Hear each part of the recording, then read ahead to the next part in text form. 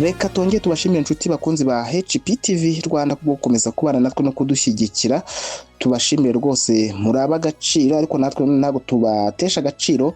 Niyo mpamvu tugarutse tuje kubagezaho amakuru agezweho muri aya masaha.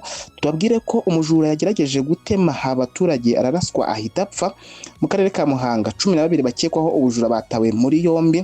Turagaruka gato mu karere ka Ruhango tubabwire ko babangamiwe n'urugomo baterwa n'abanywa inzoga zitujuje ubuziranenge n'ibiyobyabwenge. Hanze y'u Rwanda turaza guhera muri Uganda tubabwire yuko umufana wa Arsenal yishwe nyuma yo gushyamirana n'uwa Manchester United. Muri Kongo turaza kubabwira yuko FDLR yiciye abaturage 10 muri Masisi na Warikare. Izo ni ingingo, reka amakuru yacu tuze tuyarambura noneho.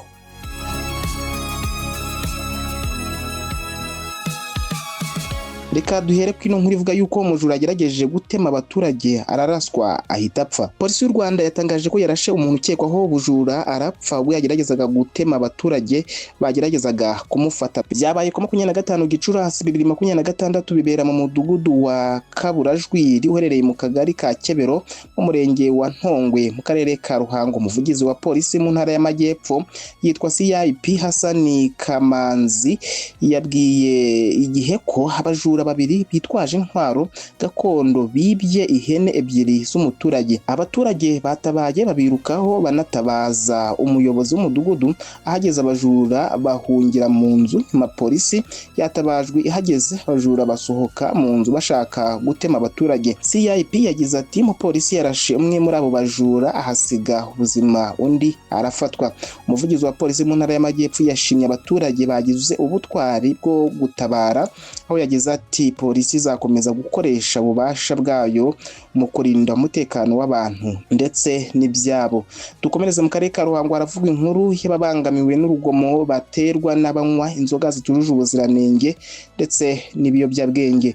Abaturage bo muri santere ya Cyanza uherereye mu murenge wa Mbuye akarere ka Ruhango bavuga ko bahangayikishijwe n'umutekano muke baterwa n'abasinda inzoga z'inkorano zizwi nka igiseyeye barwanya bakanambura utwabo. Iyo santere ikunze kugaragaramo urujya n'uruza rw'abantu banywa izo nzoga zitujuje ubuziranenge baba baturutse mu bice bitandukanye by'akarere ka Ruhango, irangwa n'ibikorwa by'urugomo bikunze kuba by'umwihariko ku mugoroba iyo izo nzoga zimaze kubuza ubwenge bamwe. Abaturage batuye hafi iyo santere bavuga ko batabangamiwe gusa n'izo nzoga z'inkorano zicururizwamo kuko hanagaragara ibiyobyabwenge bituma bamwe mu rubyiruko bahinduka ikibazo cy'umutekano. Abaturiye iyi santere bifuza ko inzego z'umutekano n'iz'ibanze zafata ingamba zo kurwanya inzoga z'inkorano n'ibiyobyabwenge bigaragara muri ibyo bice. Umuvugizi wa polisi y'u Rwanda mu ntara y'Amajyepfo CIP Hassan Kamanzi yabwiye Equity Times ko polisi ikomeje ibikorwa byo guhangana n'icyo kibazo muri iyo ntara, ndetse ko muri ibyo bikorwa hamaze gufatwa 5 bakekwaho uruhare muri urwo rugomo no gukora ibiyobyabwenge bitemewe. Yavuze ko abafashwe bashyikirijwe inzego z'ubugenzacyaha, anasaba abaturage gukomeza gutangira amakuru ku gihe no kwirinda ibiyobyabwenge byari byo byose bishobora kwangiza ubuzima n'umutekano wabo. Dukomereze mu karere ka Muhanga haravuga inkuru y'uko 12 bakekwaho ubujura batawe muri yombi. Umuvugizi wa polisi y'u Rwanda mu ntara y'Amajyepfo CIP Hassan Kamanzi yatangaje ko hari insoresore 12 polisi ku bufatanye n'irondo yataye muri yombi zikurikiranyweho ibikorwa by'ubujura bikorerwa mu ishyamba rya Muhanga. Nibyo yatangaje nyuma y'igihe abaturage baca muri iryo shyamba riherereye munsi y'igororo rya Muhanga hagati y'umurenge wa Nyamabuye na sitasiyo ya polisi y'uwo murenge bataka ubujura bukabije burikorerwamo. Iri shyamba ririmo inzira ihuza abajya mu bice bitandukanye by'akarere ka Muhanga birimo Ruhina, Kabeza, Nyarutovu, mu cya kabiri Imurambi na Munyinya. Abaricamo bavuga ko babangamiwe n'ubujura burikorerwamo, aho benshi bibirwamo telefone, amasakoshi, amafaranga n'ibindi bitandukanye mu masaha y'umugoroba no mu rukerera. Abaca muri iryo shyamba bavuga kandi ko abagore ari bo bakunze kugirwaho ingaruka cyane n'ubujura burikorerwamo bitewe n'uko abajura babambura ku ngufu batitaye ku mubare wabo. Umuvugizi wa polisi y'u Rwanda mu ntara y'Amajyepfo CIP Hassan Kamanzi yabwiye Equity Times ko polisi mu bikorwa himo byo kurwanya ubujura mu ntara y'Amajyepfo imaze igihe ikora ibikorwa byo guhiga abakora ubwambuzi muri ako gace ndetse imaze guta muri yombi 12 bakekwaho ibyo byaha bashyikirijwe urwego rw'ubugenzacyaha RIB. Dukomereze mu karere ka Nyarugenge, haravugwa inkuru y'uwakubise umugabo amushinja gushaka gukuramo inda umugore we amaze imyaka 2 atwite. Umugabo witwa Jean Paul wo mu Karagari ka Katabaro mu murenge wa Kimisagara mu karere ka Nyarugenge yakubiswe bikomeye na mugenzi we uzwi ku izina rya Mayonde amushinja gushaka gukuramo inda umugore we amaze imyaka 2 atwite. Ibi byabaye hafi y'isoko rya Kimisagara ahagana saa 10 z'umugoroba ku cyumweru tariki 24 Gicurasi 2026.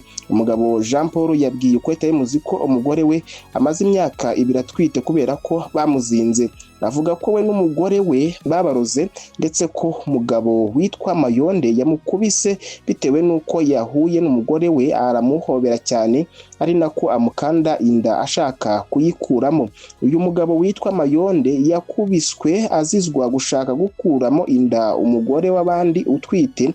We yabwiye umunyamakuru wa Ukweli Times ko bamubeshyera. Reka dukomeze kuri inkuru ivuga yuko umunyamategeko wise umuntu igikuri yasabiwe gufungwa no kwishyura indishyi ya miliyoni 10 mu mafaranga y'u Rwanda. Umunyamategeko usanzwe ari umuhesha w'inkiko w'umwuga Metere Nyakaragwe Arina yasabiwe gufungwa amezi 2 no gutanga ihazabu y'ibihumbi 200 amafaranga y'u Rwanda no kwishyura indishyi ya miliyoni 10 amafaranga y'u Rwanda kubera kwita igikuri Ingabire Neri uzwi ku izina rya Mignone usanzwe afite ubumuga bw'ubugufi bukabije.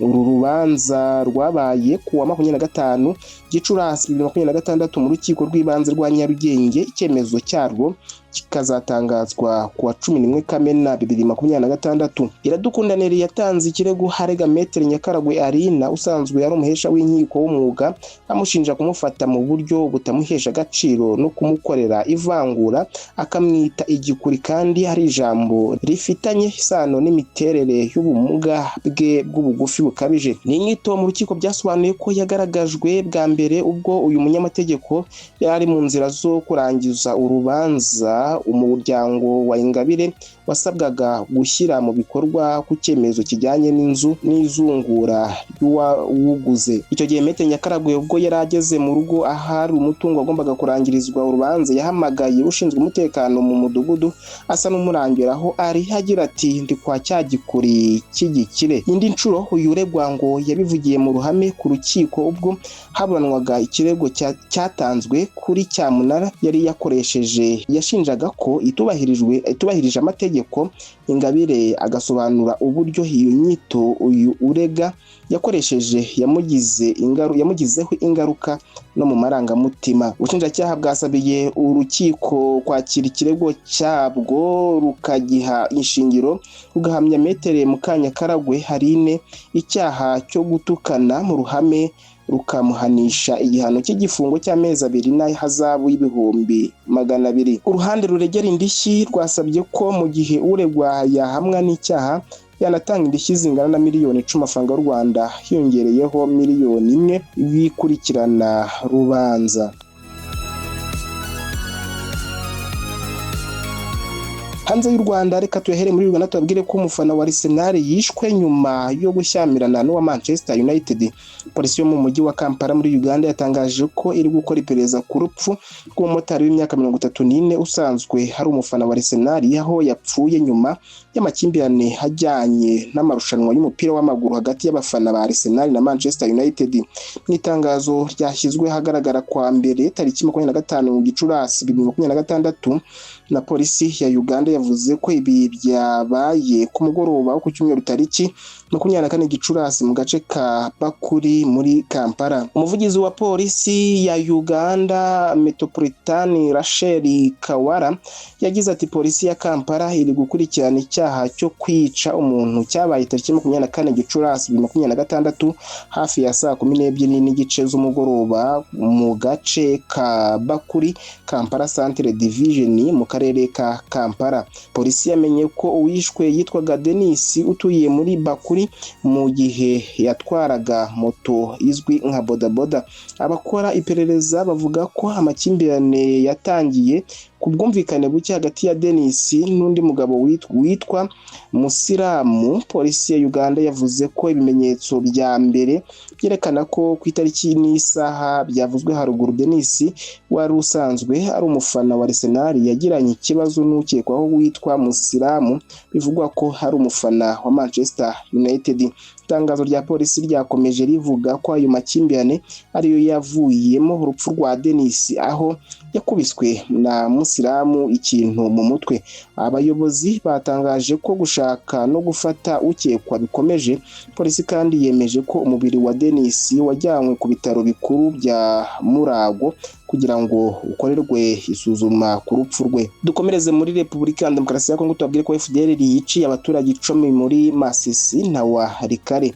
Ihuriro AFC M23 rirwanya ubutegetsi bwa Repubulika ya Demokarasi ya Kongo ryatangaje ko abarwanyi b'umutwe w'iterabwoba wa FDLR bari kumwe na Wazalendo biciye muri teritwari ya Masisi na Warikare abaturage 10. Umuvugizi wa AFC M23 Lawrence Kanyuka yatangaje ko iki gitero cyagabwe mu gace ka Maremo na Karembe ku rugabano rwa Masisi na Warikare mu ijoro ryo kuwa 24 Gicurasi 2026.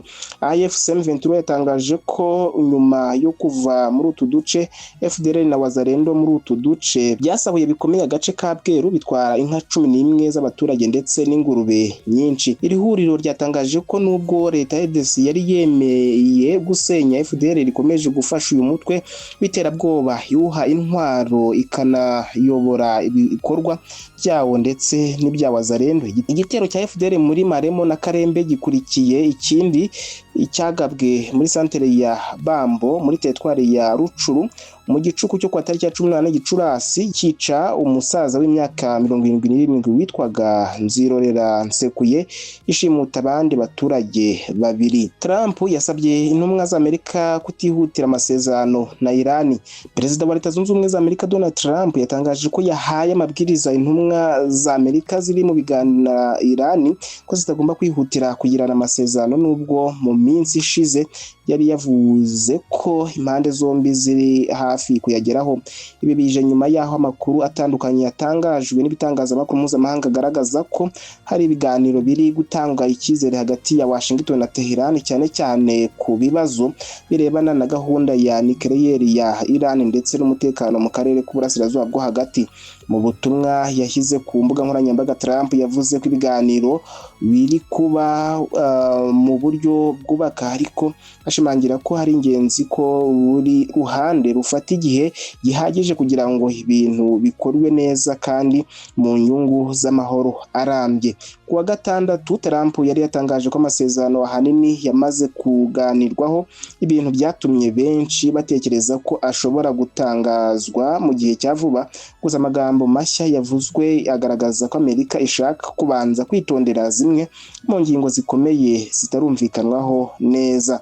Amakuru yacu tuyasoreze mu Burusiya, tubabwire yuko Uburusiya bwasabye abanyamahanga n'abadiplomate baba i Kiev kuhava. Kuwa mbere tariki 25 Gicurasi 2026, Minisiteri y'Ububanyi n'Amahanga y'Uburusiya yatangaje ko igaba ibitero byinshi ku bigo by'ingabo bya Ukraine i Kiev, isaba abanyamahanga kuva muri uwo mujyi. Nk'uko byatangajwe n'igitangazamakuru Seti, diplomasi y'Uburusiya yasabye abanyamahanga batuye Kiev barimo n'abakozi b'abadiplomate kuva mu murwa mukuru wa Ukraine mbere y'uko igisirikare cy'Uburusiya cyongera kuhagaba ibitero. Minisiteri y'Ububanyi n'Amahanga y'Uburusiya yagize iti ibitero bizagabwa ku bigo bifata ibyemezo, ibigo bikorana n'inganda za gisirikare i Kiev, nk'uko byatangajwe mu itangazo rigenewe abanyamakuru, gusa ntiyashyizeho igihe cyo kugaba ibyo bitero. Iyo minisiteri yavuze ko ibyo bitero bigamije kwivuna icyo yise igitero cyagabwe ku bushake na Ukraine kuwa gatanu ku macumbi y'abanyeshuri hakoreshejwe drone. Igisirikare cya Ukraine cyahakanye uruhare urwo arirwo rwose, gitangaza ko cyagabye igitero ku mutwe w'abahanga ushinzwe ubuyobozi bwa drone. Inshuti bakunzi ba HPTV Rwanda, naha dusoje amakuru yaragezweho, tubashimira kuba twayabanyemo. Mukomeze kugira ibihe byiza.